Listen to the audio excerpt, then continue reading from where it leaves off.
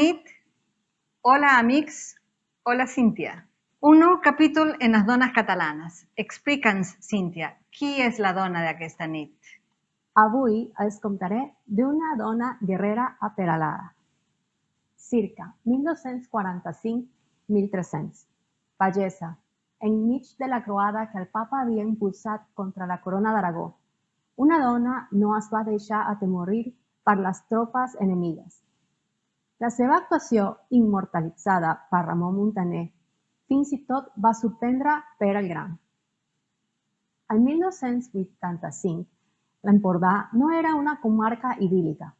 La vida dels pagesos resultava dura i per la seva situació estratègica, camí de França, era escenari de tensió i batalles. A Peralada hi vivia una dona que ha passat a la història, gràcies al fet que Ramon Muntaner, també paraladenc, en va parlar a la seva crònica com a protagonista d'un fet meravellós. Li deien una mercadera i, segons Muntaner, que la coneixia personalment, era fort experta fembra, a gran i alta. Una dona corpulenta i decidida que no va permetre que els embòlics dels nobles li impedissin fer vida normal i encara més en va saber treure profit.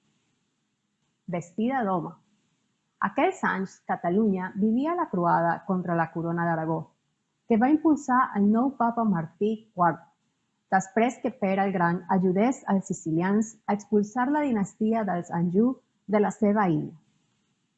Un dels episodis d'aquell conflicte es va viure a Peralada, on els francesos van posar setge després que el rei hi instal·lés el seu quarter general. Això, és clar, dificultava la vida quotidiana dels veïns del poble, que no podien ni accedir amb seguretat als horts que tenien als afores.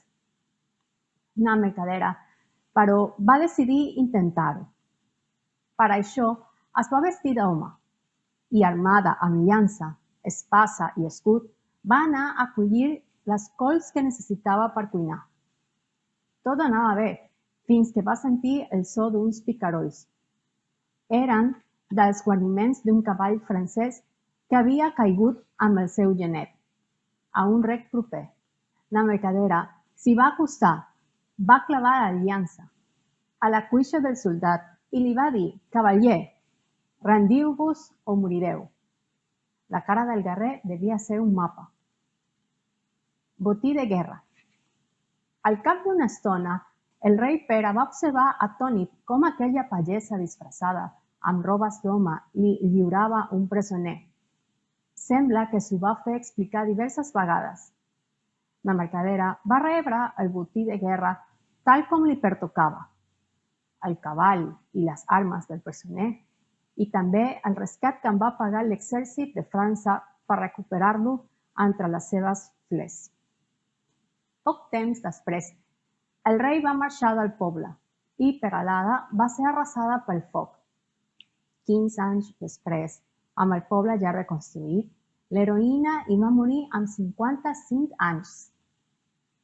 Que història i biografia més preciosa. Ja ho crec, Neus. Bona nit i fins el proper diumenge.